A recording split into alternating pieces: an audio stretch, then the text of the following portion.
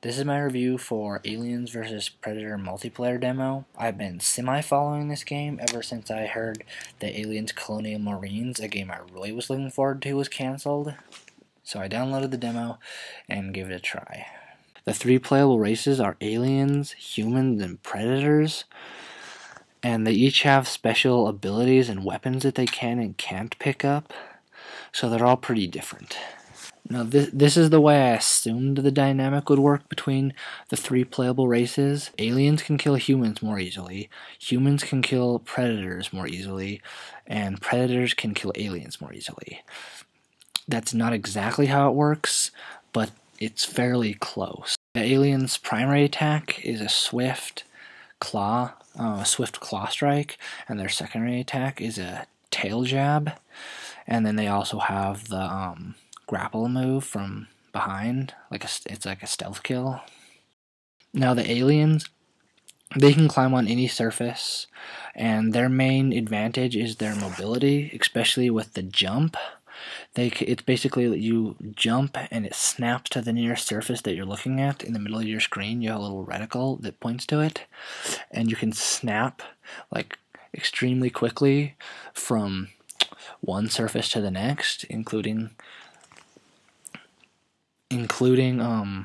on walls and off of walls.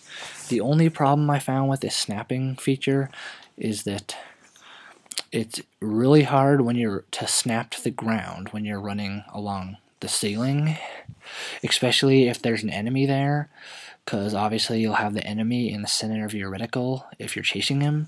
So it's very difficult to snap to the ground, but that may be just me.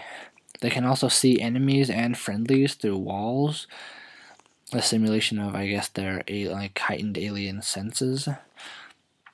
And that comes in really useful, but sometimes it can be confusing with the layout of the map where the enemy is, and depending on whether you're under the roof or not, because the maps are multi-layered. Now the Predator starts out with two claw blades, and his primary attack is a swift claw strike, and his secondary attack is a heavy claw punch, and he can also pick up shoulder cannons and a boomerang.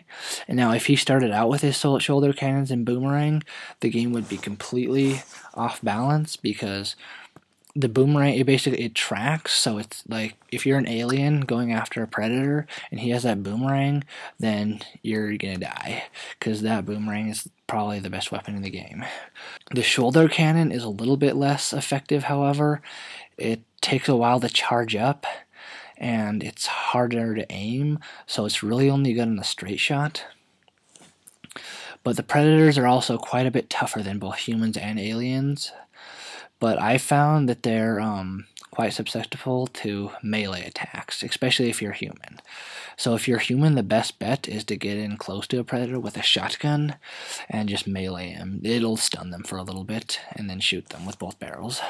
The predators also have several different vision modes. They have thermal mode for detecting humans, and concentration mode for detecting aliens.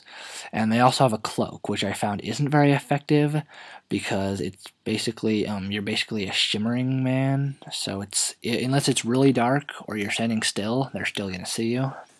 Now the humans are probably the weakest of all the classes, not necessarily in playability but design. They're fairly standard. Their weapons don't do very much damage, and they're not very cool to fire. The humans are especially boring to play if you're fighting predators.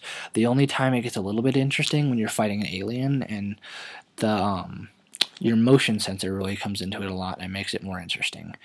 But human versus human and human versus predator is quite dull. Overall, I'd say the alien is probably my favorite race to play, just because the feel of controlling the alien is so true to the movies. It's very intense and very visceral. Overall, the three-sided dynamic just wasn't delved into quite enough for me.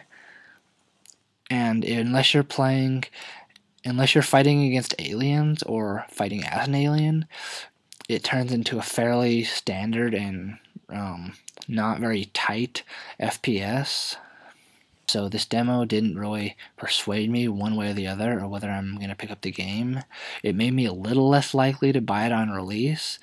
Now I'm probably just going to check out the reviews and see what kind of scores it gets before and then make my choice whether or not my issues have been addressed. So if you're at all interested in Aliens or Predators or the crappy movie that has both of them in it, then probably check out this demo because, you know, it's free.